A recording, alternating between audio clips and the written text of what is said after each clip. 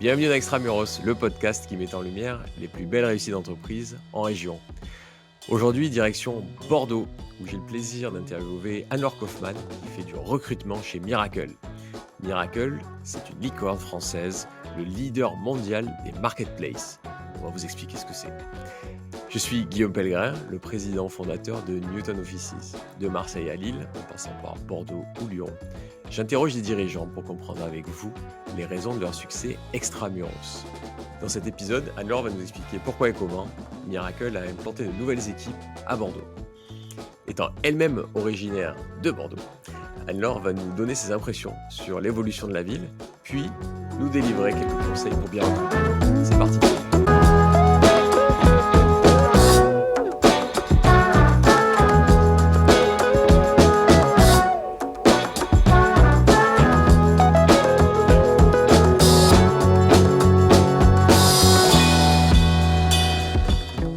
Bonjour Anne-Laure. Bonjour, Bienvenue sur Extramuros. Donc j'ai le plaisir, chers amis, d'accueillir Anne-Laure Kaufmann, recruteuse senior chez Miracle. Miracle, vous en avez probablement entendu parler, mais pour commencer, Anne-Laure, est-ce que tu peux simplement nous expliquer ce qu'est Miracle ? Oui, tout à fait. Alors on est une entreprise française. On est même devenu une licorne depuis plusieurs années. On a donc plusieurs cœurs d'activité. Le principal étant de faire de l'édition de logiciels. Donc on va créer des applications SaaS pour les entreprises. On va aussi accompagner ces entreprises. On a toute une partie de l'entreprise qui travaille comme consultant autour des projets. Et donc ces projets au bout, à quoi servent ces applications ? Ça va être de faire de la marketplace, donc de les aider de passer d'un système e-commerce assez classique où vous avez une marque qui détient un site et qui achemine, propose ses produits, son catalogue, à un système de marketplace où là vous avez en fait des vendeurs externes qui vont rejoindre le site et proposer en complément leurs propres produits dessus. Très bien, donc c'est ça une marketplace, pour ceux qui découvrent, c'est que plutôt que comme d'hab, tu produis, tu fais ton produit, tu le vends, c'est tu te dis tiens, quels sont les besoins de mes clients et quand ils viennent chez moi, je leur propose aussi ce que proposent d'autres sociétés, d'autres producteurs. Voilà, c'est ça, c'est vraiment de pouvoir élargir ou approfondir sa gamme avec bien sûr un business model derrière qui est réfléchi, parce que ça sert à rien d'ouvrir une marketplace juste pour en ouvrir une, mais il y a des logiques forcément de concurrence forte dans l'e-commerce et donc on va faire appel à ces vendeurs-là pour apporter une expertise que n'a pas forcément le site à l'origine. Alors quand on tape Miracle sur un moteur de recherche bien connu, on voit aussi solution de marketplace et de dropship. Je ne connaissais pas ce mot, dropship. Alors ce sont des projets qui sont apparus plus récemment, ces dernières années. Ça va être des modèles un petit peu, je dirais, adjacents à la marketplace. Le dropshipping, par exemple, ça peut être un modèle dans lequel le site e-commerce décide de faire de la marketplace, mais reste quand même l'acteur et le point de contact principal de son client final. Donc, en fait, il va y avoir quand même des vendeurs tiers, mais ils sont entre guillemets cachés, ils sont pas affichés tels quels sur le site et toute la relation va rester entre le site et son client final et ensuite le site va se retourner et aller faire les commandes spécifiques pour son client auprès des vendeurs. Alors qu'on avait jusque-là beaucoup de modèles où le client était directement du coup en relation avec le vendeur. Donc le dropshipping, c'est un nouveau, je dirais, business case qu'on rencontre. Voilà, nos commerciaux, quand ils sont en relation avec des potentiels prospects pour lancer des marketplaces, ils ont parfois ce type de demande et donc on l'a intégré en fait dans nos applications. On a fait des évolutions fonctionnelles et techniques pour y répondre.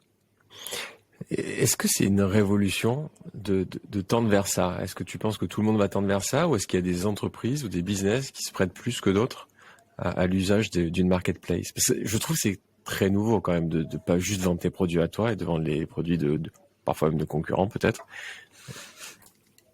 Alors, je pense que si on posait la question à notre fondateur, à un de nos fondateurs, Philippe Corot, il vous dirait que toute entreprise a normalement un intérêt à lancer une marketplace. Je pense même qu'à une époque, on était très précurseurs quand on le faisait et qu'aujourd'hui, ça devient presque une question de survie.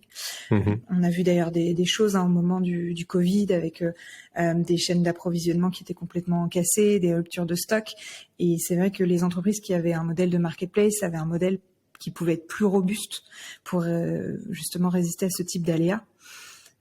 Après, la question là encore, c'est de réfléchir avant tout aussi à son marché, ses concurrents, et de bien choisir son modèle. C'est pour ça que d'ailleurs on propose rarement la solution SaaS directement toute seule à nos clients. On a très souvent de l'accompagnement derrière, et notamment on peut les aider à faire cette étude concurrentielle, faire des business cases pour comprendre quel serait leur intérêt d'ouvrir tel type de marketplace plutôt qu'une autre. Très bien. Bon, prochain coup, on fait avec Monsieur Nussenbaum et son cofondateur, du coup. Tout à fait. J'en profite pour remercier Sophie Marchessou, mon amie, qui nous a mis en relation, nouvelle arrivée chez Miracle, depuis quelques mois maintenant. Toi, c'est plutôt le recrutement chez Miracle.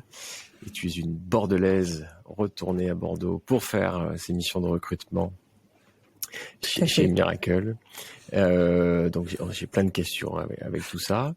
La première, c'est puisque c'est quand même un peu la thématique d'Extramuros, c'est Bordeaux. Comment ça se fait que Miracle, qui me semble-t-il est né à Paris, arrive à Bordeaux? Pourquoi? Pour quelle raison? Oui, tout à fait. On est à Paris depuis donc 2012 et s'est posé la question d'un bureau à Bordeaux. Si je dis pas de bêtises, parce qu'à ce moment-là, j'étais plus tout à fait dans l'entreprise. Moi, j'y suis revenue après. Mais en 2019, on a commencé à se dire que ça pouvait être un bon levier en fait de recrutement. À l'époque, c'était principalement pour des métiers, ce que j'appellerais des métiers tech, donc plutôt les développeurs, les personnes qui vont s'occuper de l'infrastructure des serveurs, les designers produits. Et donc, il a été posé la question à certains salariés fondateurs, je dirais historiques de l'entreprise, de où est-ce qu'on pourrait ouvrir un bureau, parce qu'il y a eu un petit moment de flottement entre Lyon et Bordeaux, par exemple, et c'est Bordeaux qui l'a emporté. Et donc on a d'ailleurs voulu lancer ça. Je crois que ça a été quand même freiné par le Covid en 2020. Mais en tout cas, quand moi j'ai rejoint le bureau en 2021, il y avait déjà 18 salariés du coup installés à Bordeaux. On avait des bureaux près de la gare Saint-Jean à l'époque. Très bien. Et maintenant, vous êtes où? Alors, on est maintenant place Quinconce, dans un espace de coworking qui est très peu connu. Très bien. Tout caché derrière les arbres. Parfait, c'est important d'être dans la verdure. Qu'est-ce qui fait la décision on est en 2019, c'est pas si loin que ça, d'aller à Bordeaux. Alors, à l'époque, il y avait une certaine attirance des salariés à qui on avait demandé pour cette ville-là. Je pense aussi que, de manière plus globale, Bordeaux bénéficie d'une certaine image, attractivité maintenant depuis plusieurs années. Je m'en suis même rendu compte en tant que Bordelaise, puisque à une époque je disais je viens de Bordeaux, et puis petit à petit c'était mais Bordeaux, je rêve d'aller y vivre, ou j'y ai vécu aussi, mais tu n'as pas envie de retourner là-bas. Donc, je dirais depuis 2015 on en entend quand même de plus en plus parler. C'est en plus une ville qui en 2017 a été rattachée à la LGV, donc Paris-Bordeaux en 2 heures, c'était quand même assez séduisant.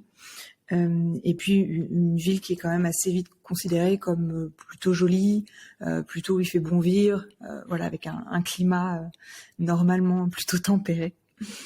Donc je pense que c'est tout ça qui a motivé. Si on se parle d'un point de vue un peu plus peut-être emploi, on espérait aussi que ça allait attirer des talents sur Bordeaux, d'ouvrir ce bureau, ou des talents déjà présents à Bordeaux, en se disant les gens ont peut-être un petit peu plus envie d'aller trouver une opportunité à Bordeaux que dans le nord de la France, ce qui est plus si sûr avec le réchauffement climatique, en tout cas pour le moment. C'est dans cette logique qu'on a choisi Bordeaux. Et est-ce que donc ça c'était l'image de Bordeaux quand on quitte Paris, est-ce que l'arrivée sur place correspondait à ces attentes? pense que en termes d'attractivité de la ville, je pense que personne pourra nier que oui, il y a vraiment quelque chose. C'est même assez rigolo quand j'ai des personnes qui arrivent de Paris. Les premières remarques, c'est Bordeaux, c'est plus aéré, les immeubles sont moins hauts, donc on voit déjà un peu plus le soleil. On a des très belles places, même des espaces de verdure assez intéressants.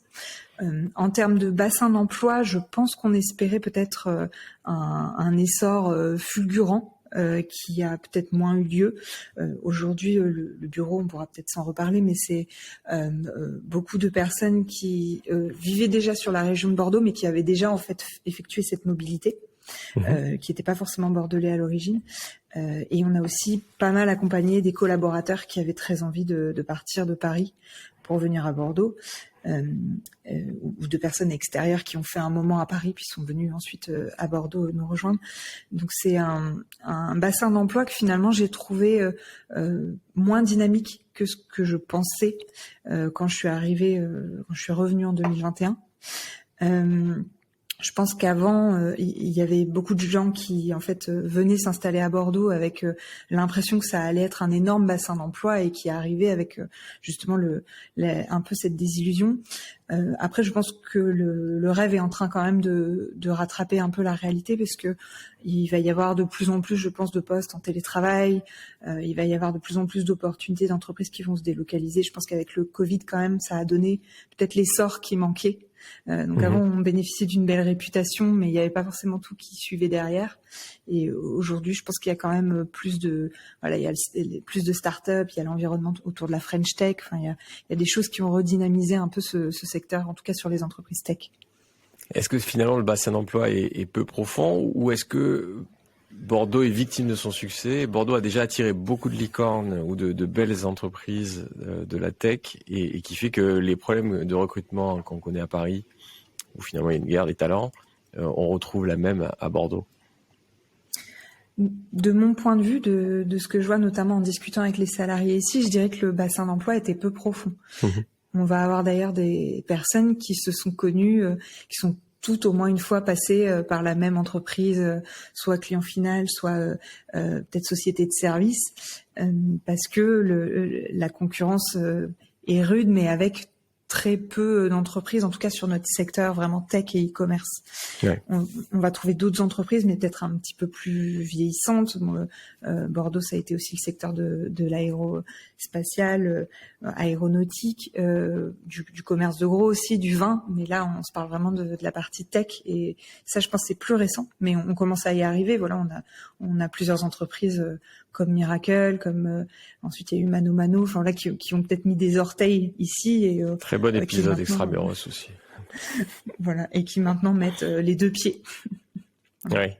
Et il manque quoi pour que ça change? C'est côté formation, école?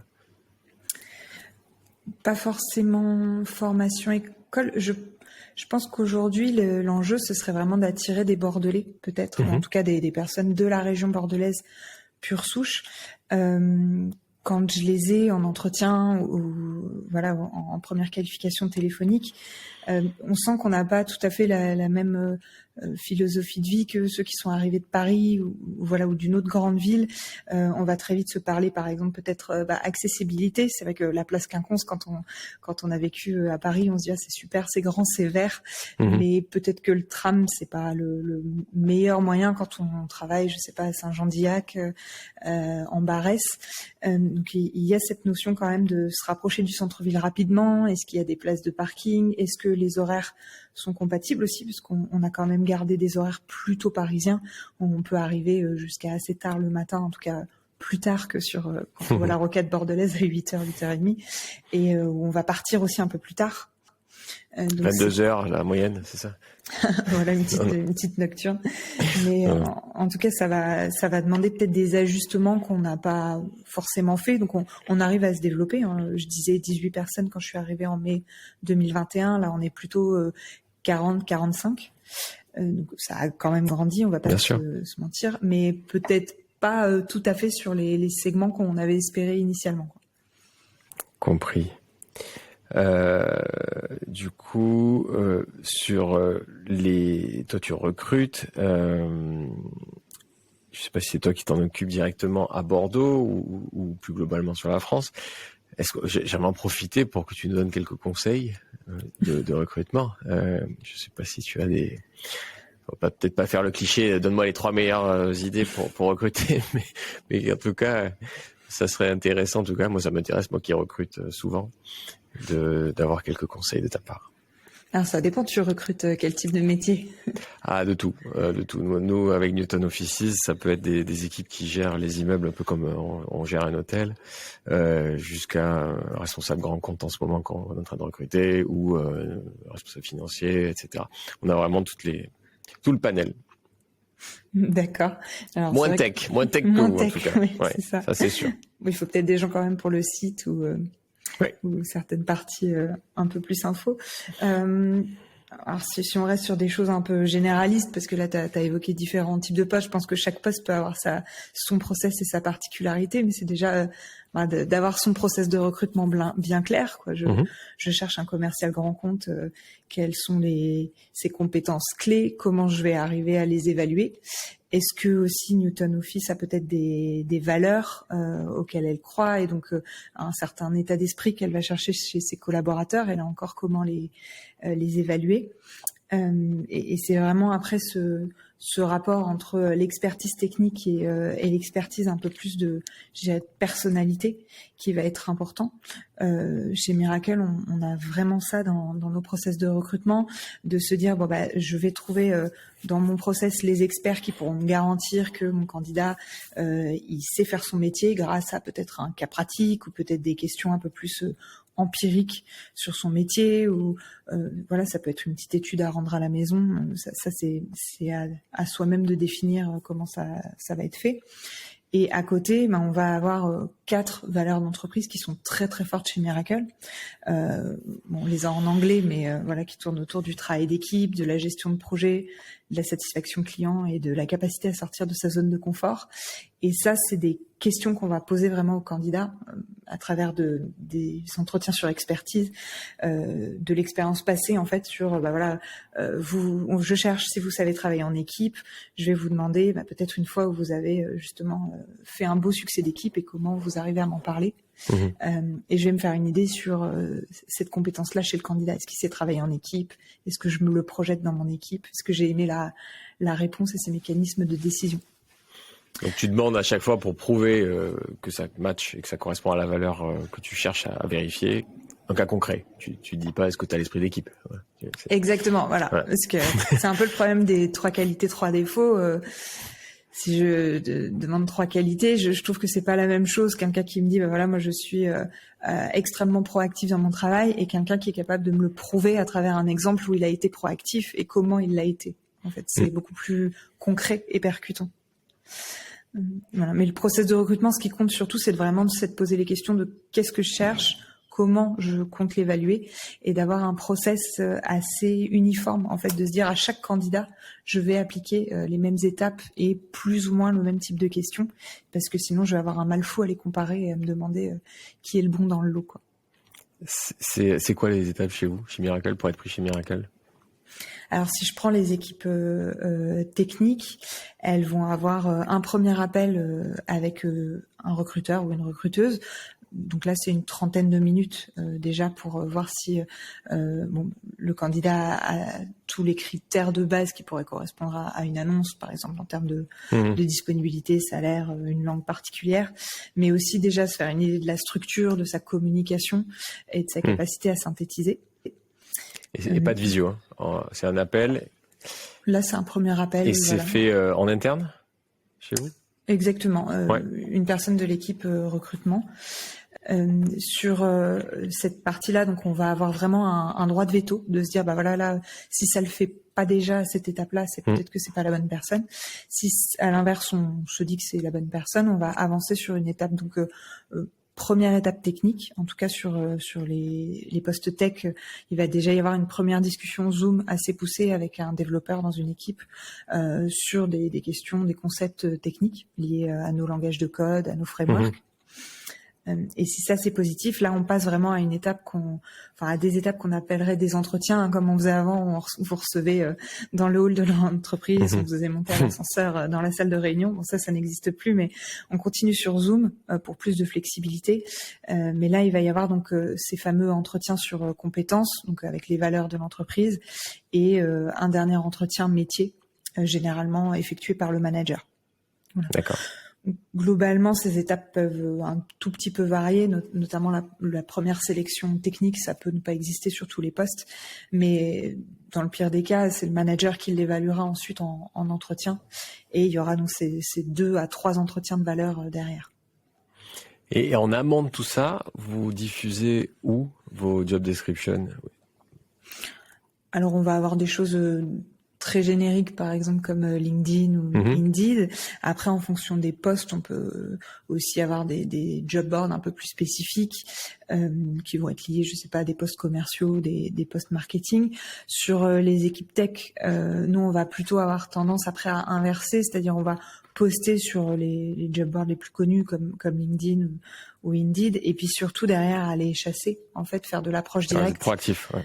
Ouais, tout à fait. Sur des sites qui sont payants ou non, ça peut être des recherches Google pour sortir des profils qui viennent de GitHub, de Stack Overflow. Ça peut être des sites payants sur lesquels les développeurs se mettent pour dire qu'ils sont en recherche, parce que souvent LinkedIn c'est parfois une bouteille à la mer et peu de réponses au bout.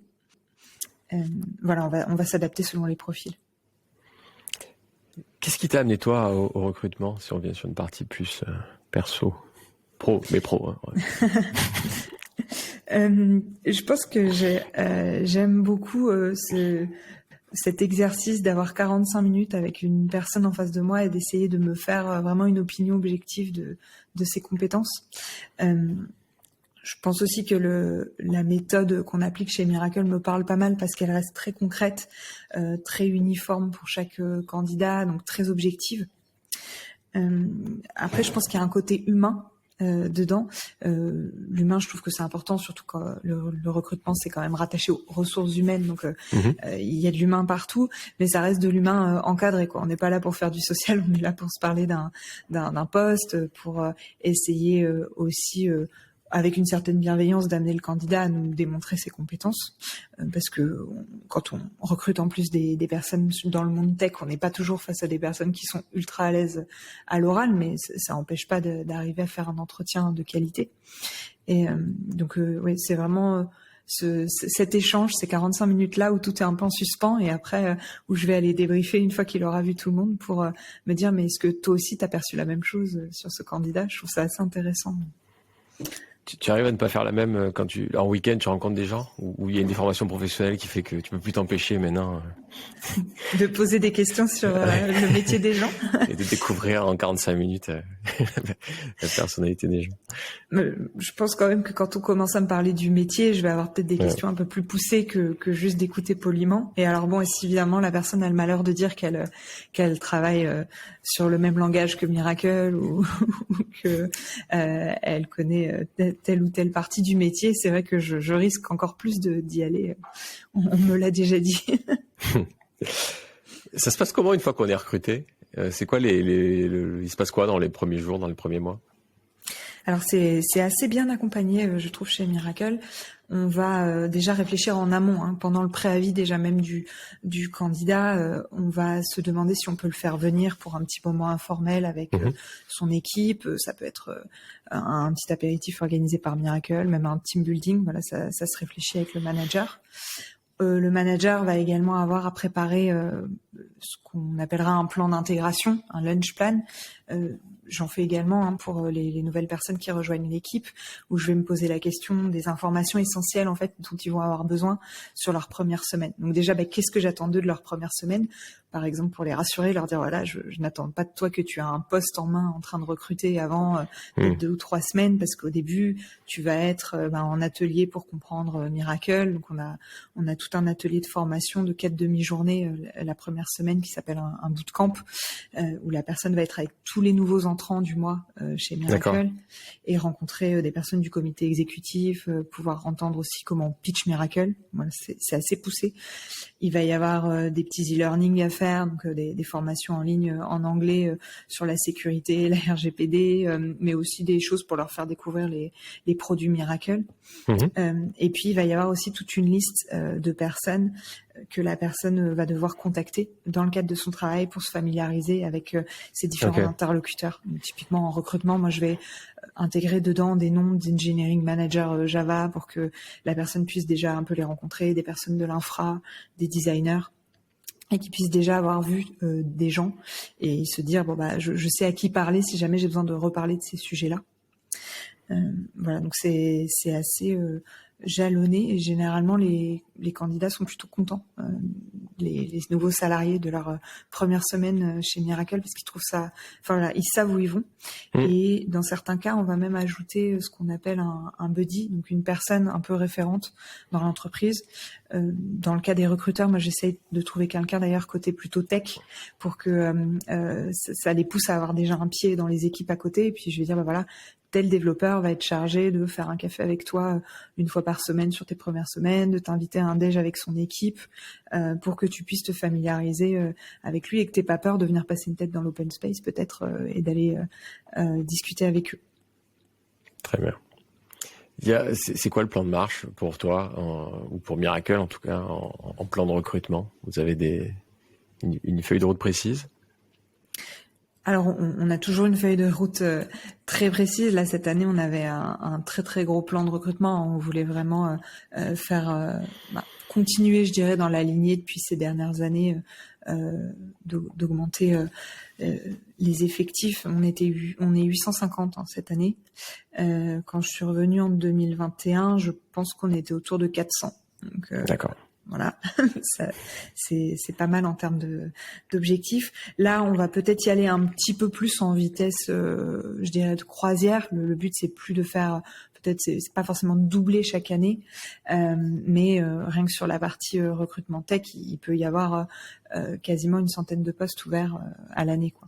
Donc là, on est en attente du plan de recrutement 2023. Hein, c'est un peu tôt pour savoir sur l'année. On va déjà finir ceux de cette année, mais voilà, il y a souvent encore de bonnes ambitions, surtout côté recrutement tech, puisque c'est quand même le cœur du produit. Hein, s'il n'y a pas d'application pour faire les marketplaces, on ne peut pas lancer de nouveaux projets. Mais en tout cas, la tendance n'est pas au fait de calmer les choses en 2023. Là, on est en septembre 2022. Pour l'instant, le Miracle a une grosse trajectoire et tout va bien. Oui, tout à fait. En tout cas, tous les signaux sont au vert et après, je pense qu'on veut faire une croissance raisonnée. C'est vrai que des fois, ça peut faire un peu peur, même y compris pour des salariés, de rejoindre une entreprise qui double ou triple tout à coup d'effectifs en très très peu de temps. Il y a toujours des questions sur la stabilité de la culture d'entreprise, de l'identité des salariés. Est-ce qu'ils vont se retrouver dedans? Donc là, 2023, je dirais que ça va peut-être être un peu moins exponentiel que ce qu'on a connu ces dernières années, mais c'est toujours du recrutement. Ouais. Très bien. Bon, si pour finir, on vient un peu plus à toi, que fait une Bordelaise quand elle revient dans sa ville, en dehors du boulot? Comment est-ce qu'on profite de Bordeaux? Ou des alentours. Ou des alentours. Je pense que c'était vraiment les alentours qui m'avaient manqué. Donc j'ai fait 7 ans à Paris, directement en sortant de mes études. Je m'étais dit Bordeaux, non, j'y retournerai pas. Moi, je l'avais quitté en 2010. Et en 2010, c'était un peu une ville où c'était facile d'avoir fait le tour, quoi. C'était toujours un peu les mêmes sorties, les expositions tournées tous les ans, disons. Donc, ça avait un petit côté presque ville morte, en tout cas de mon point de vue, bien sûr, d'étudiante. Et quand j'y suis revenue durant mes études, alors je pense qu'en plus, le fait que j'ai fait des voyages pendant mes études, que j'ai vécu à l'étranger, ça m'a aussi permis de réapprendre à retrouver une ville et à la découvrir. Je me suis vraiment dit, mais en fait, c'est une ville super jolie, il y a des petites rues piétonnes, on peut se balader, on est bien ici. Donc bon, du coup, ça a fait son chemin et donc là, ça fait un peu plus d'1 an que je suis revenue. Et ce qui m'avait manqué, je pense, par rapport à Paris, c'est le côté grands espaces très rapidement. Paris, quand on veut avoir un peu de verdure ou même la mer, bon, on prend une voiture ou on prend le train, on finit très vite dans les bouchons. Enfin, c'est très vite compliqué. Là, ici à Bordeaux, en 50 minutes, je dis souvent quand mes amis viennent me visiter, alors en 50 minutes, on peut être à la plage, on peut être au bord d'un lac, on peut être dans les vignes, on peut être au bord du fleuve. Et dites-moi ce que vous préférez, parce qu'en fait, en fonction, j'ai un tas de programmes, quoi. Je trouve qu'il y a ça n'a rien à voir d'être à Soulac que d'être en train de se balader sur le bassin. Ça n'a rien à voir d'aller au lac d'Austins que d'être sur le lac de Lacano. J'adore toute la partie Blaye, la corniche de Gironde. Saint-Émilion, je m'en lasse pas. Généralement, en plus, j'insiste pour qu'on fasse les visites culturelles de Saint-Émilion. Et puis même dans Bordeaux, il y a énormément de visites thématiques. Je trouve que la cuisine aussi bordelaise est souvent intéressante. Enfin, j'ai l'impression que les restaurants dans lesquels on peut rentrer un peu au hasard, alors je dis pas qu'ils sont tous parfaits, mais en tout cas qu'il y a une certaine bonne volonté dans ce qui est proposé, pas trop d'attrape touristes. Mais ouais, ce qui me plaît le plus, c'est de pouvoir tout de suite sortir un peu dans les grands espaces le week-end. Bon, et puis si on élargit, il y a quand même les Pyrénées pas très loin, le Pays Basque aussi qui est très joli. Et puis quand on a un peu de nostalgie des gens qui sont restés, on prend le train à 2 heures, on est à Paris, quoi. Et oui. Et dans les grands espaces, je crois que tu connais bien les Alpes aussi. Oui, j'ai beaucoup été dans les Alpes pendant quasiment mes 20 premières années de vie, tous les étés, 1 mois et demi dans les Alpes à randonner. Mais tu fais pas de la petite rando, toi. C'était carrément le Mont Blanc, c'est ça? Alors quand j'étais plus petite, c'était plutôt de la rando. Mais oui, j'ai découvert l'alpinisme avec mon père quand j'avais 15 ans. D'ailleurs, ça pour le coup, c'était dans les Pyrénées, c'était le Vignemale, quand il avait encore un glacier à peu près digne de ce nom. Ouais. Et puis, quand j'ai arrêté de partir en vacances avec lui, en fait, j'ai essayé d'initier des choses toute seule. Donc, je suis retournée dans les Alpes, j'ai été avec des guides, et puis après avec l'UCPA. Et effectivement, il y a eu le Mont Blanc au milieu, parce que forcément, il y a toujours un moment où on a envie de faire le Mont Blanc quand on fait de l'alpinisme. Mais heureusement, il y a eu d'autres choses aussi, parce que sinon ce serait un peu dommage. Mais il y a des très très beaux sommets en Suisse, en France et en Italie à faire avec de l'alpinisme quand on s'est cramponné un peu. Bon, eh bien, je pense qu'on peut finir cet épisode miracle sur ces sommets, du coup. Merci beaucoup, Anne-Laure. Avec plaisir. Et à très bientôt sur Extramuros.